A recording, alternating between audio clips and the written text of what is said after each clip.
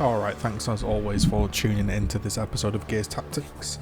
This episode is, as always, done on the insane difficulty with no deaths, giving you a few tips and tricks and little pointers here and there where I can to guide you through the campaign. I've been really enjoying it, and as a result I've decided to go for this challenge, and I'm uploading all of the missions that I've played through, completing the game insane with no deaths. So check out the description, ways to support me as I'm a small channel. I've got a Discord, Twitter, Twitch, links to directly support, and there's a playlist for all of the missions. So if you see a mission that you're a bit stuck on, check out the playlist. Everything really is in the description as always. And I'm about to burp because I've got this Coke and it's about to stop. So let's get into the mission. So the mission we're playing today is Broken Warrior, and this is a side mission. So there's not too many cutscenes in this one. It's more of just a direct playthrough. Good news? We've tracked down some equipment. Bad news. The grubs have the area targeted for bombardment. Hurry and grab those crates.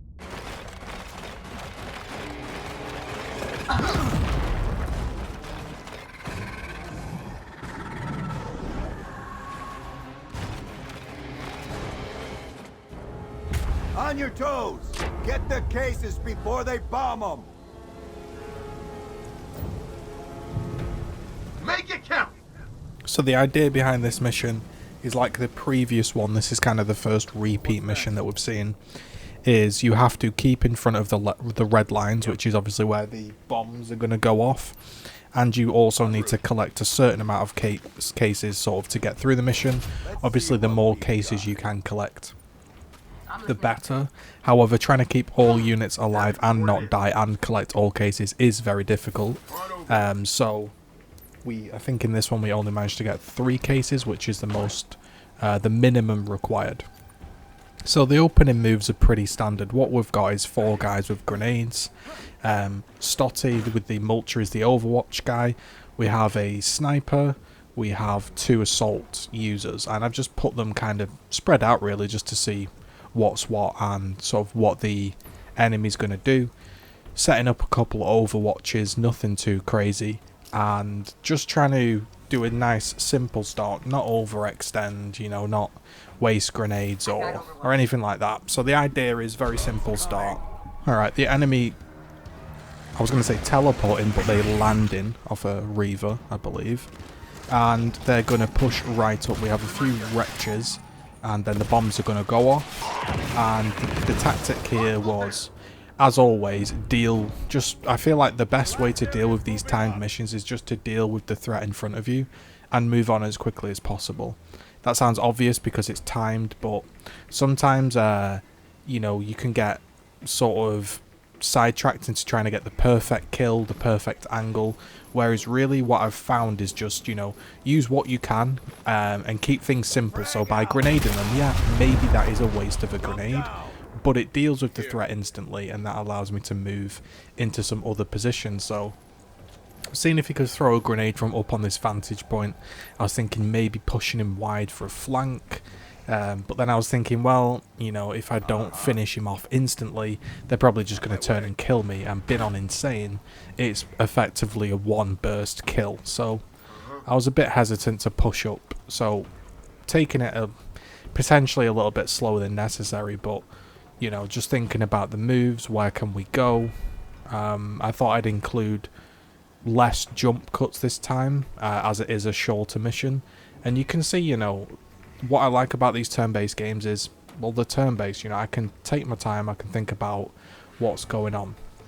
So the idea was obviously, I wanted to kill these 2 people and push up as fast as possible, but I didn't want to push right up, because if they just pop up and shoot me, well, I'm done. Putting yourself in cover does sort of mitigate a little bit of damage, but it's nothing crazy. If you're out of position and you're in cover, you're probably going to die anyway. So what I decided to do was just have these 2, swap back to his retro, and have this sort of left-hand side covered so they weren't going to push up. Then as a result, I could have a sort of Michaela check, maybe lob a grenade. I was thinking I could knock him into that Overwatch. So that was the kind of the plan. However, it just didn't quite come off. the idea was correct, knock him back into my own Overwatch, but I actually missed with the Overwatch shot. So a bit of a wasted grenade because, you know, I don't kill him. He was probably going to die next turn anyway. But it does kind of enable Gabe here to push up. I was thinking about pushing up chainsawing, pushing up grenading. You know, I was checking, well, I can't finish him. It's a 100% hit chance, but I can't finish him. So not the best move there by all, you know, any stretch of the imagination. So I was a bit worried he might just spin and shoot, push on me. So I just set up Overwatch, and Michaela is just going to chill, because I didn't want to overextend with her and I wasn't sure, you know, where to put her. We actually managed to pretty much deal with both of these characters. However, one does push off to the right hand side and kind of pin me, and in a way pin Michaela, so not the best start, nothing magical here, and we're kind of deep, and what I mean by deep is we're kind of sat far back into the bombs, so we're going to have limited action points because a couple of the action points are going to be used to get myself clear.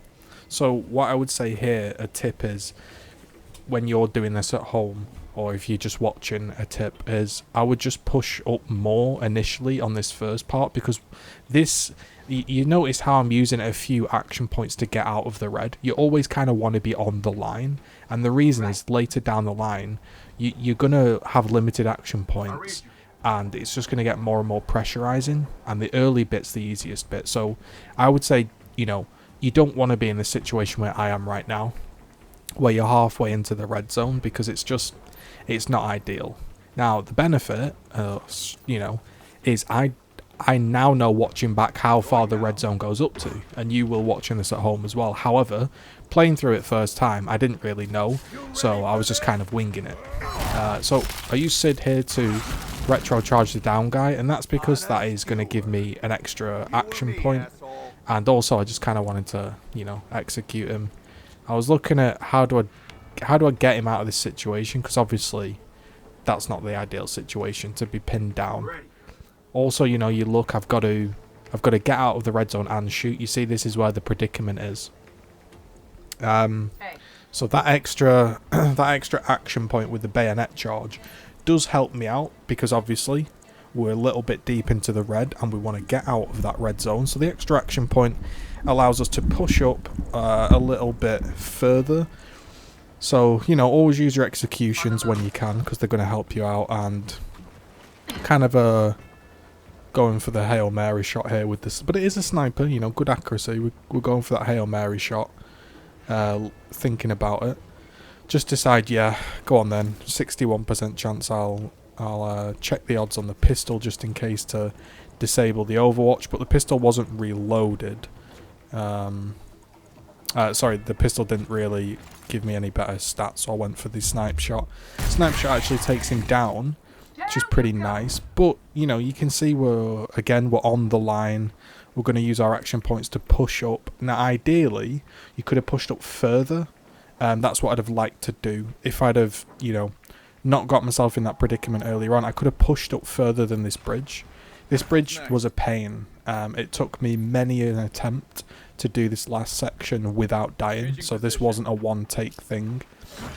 You can see, you know, because I'm limited on action points, I can really only get up to here, and that means I'm on the bridge, and obviously I don't know what's coming, so I decide, just to be safe, I'll overwatch these areas and cover the bridge.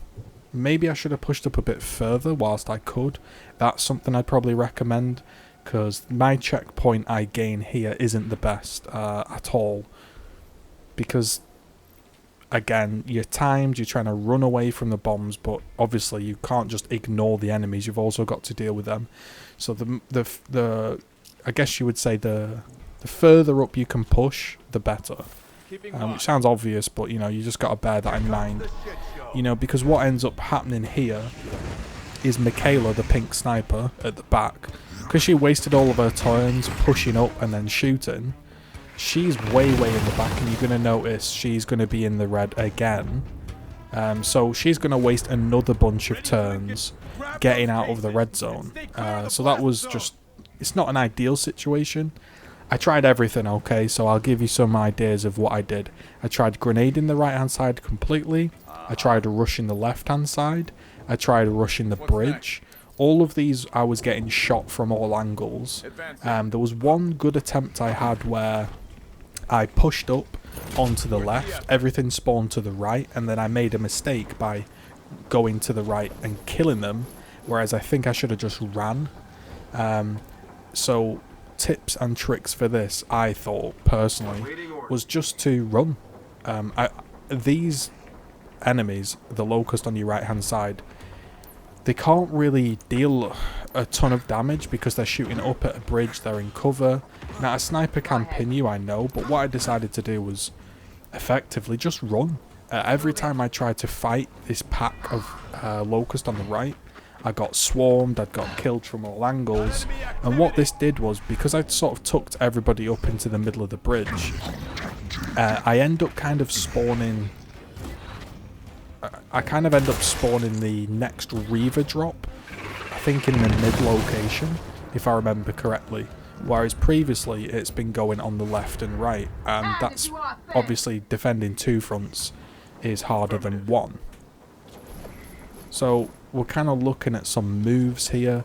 We've got grenades available. We've got, you know, again, this is kind of what I was debating. You see me throw the grenade and then change my mind and run.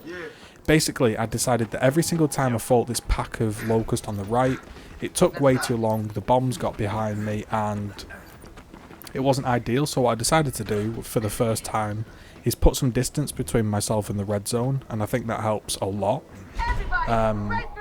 It just gives you way more breathing room to think about maneuvers, and don't forget, the red zone is going to kill the locust as well. Now this was lucky that I tanked that, but I do have every flat HP item available on Stotty. They're lucky they targeted him, but that's kind of why I did it. You know, Stotty did manage to take that one burst. Now you're going to notice that the enemies all spawned almost level with me and behind me, and this is great because I can now wrap around the left hand side using this building as sort of cover, and I'm not going to get shot in the back. So sort of directly in front of where my characters are now on screen is where everything was spawning. However, because we pushed to this left hand side, we sort of made them spawn right in the middle behind us. As a result, I figured, well, with the help of Twitch chat as well, we kind of figured, alright, we should probably just run for it. Like, we can get into the circle and nothing's gonna spawn behind us, or in front of us, should I say, because everything's behind us. So this ended up being quite a simple mission in the end. It was a run and gun sort of mission, or a run and not gun sort of mission. The entire, I guess you would call it, skill of the mission from this point forwards is just covering your angles, trying to not get hit and trying to move as best you can, because the locusts are going to die to the red zone. And do remember, if you're doing this at home, all of your characters need to be in the circle for the mission to end. So don't run 3 people into the circle and leave them stood in the circle on their own, vulnerable. Only go for the circle if you can get all 4 of them in the circle. So just remember that. So this is the one tricky situation I've got myself in. I'm pinned down by Overwatch and I decide to nade out the drone here. The reason I'm nading the drone is so it displaces him, knocks him out of Overwatch, and this is going to free up Stotty to move. And obviously Stotty is the priority target right now because he's incredibly low, so I'm just moving him as far away as possible and putting him in a sort of, you can see he's kind of behind a wall, a little alcove, he's protected. And now I'm just going to run all of my units away and hope, you know, that the angles I've got are covered. So you can see here, you know, when in doubt, I'm not sort of risking it and putting him on that wall. I'm putting him right back, and I'm just going for maximum distance with as many sort of walls protecting me as possible, like you would do if you were playing this online, you know, using the cover to your advantage. It's nothing spectacular. I'm not sat here saying this was an amazing piece of play, but I'm just giving you some ideas that maybe you could carry over into your next episodes or next playthroughs. You don't always have to take out the enemy, you know, you can see there the red zone is taking out the enemy kind of on its own. I've got all of the cases I needed to get. You know, so in I guess you'll call it in an optimal way, yeah, collect one more case, but at this point I was just like, we'll just get out of the situation. So you can see what I'm doing here is I'm checking, can all 4 members get in the circle? They can't, so now I decided, alright, I only need to survive 1 more turn and then we can all get in the circle. So I'm going to just put some cover, get some cover behind my back. Maybe, you know, I'm thinking about, will he come down this left hand side? Maybe he will come down this left hand side and protect this angle. So I'll tuck myself in this corner and I'm just pushing everybody up, sort of, you know, I'll tuck him there in case they push up that corridor. And that was the mission, really. So kind of a nice simple one, but it took me 2 hours, this mission, to do it with no deaths, just because the bridge section was a bit finicky. So do try to get them to spawn behind you or in the middle or just in the one particular side, then you can run and cover yourself as you're running. That's what I found to be best. So if you enjoyed this episode, leave a like, leave a comment. As always, check the playlist for all of the rest of the videos. Next we have another one coming up where I need to do that, and you get a legendary case mod, apparently, a legendary mod if I do that, so hopefully we can get that one done. So all I did here was I just naded him just to get him out of Overwatch and then just quickly move all 4 people up. But yeah, thanks for watching the episode. This one was a nice little tester of patience and speed. We'll catch you in the next episode. Thanks very much for tuning in. Peace.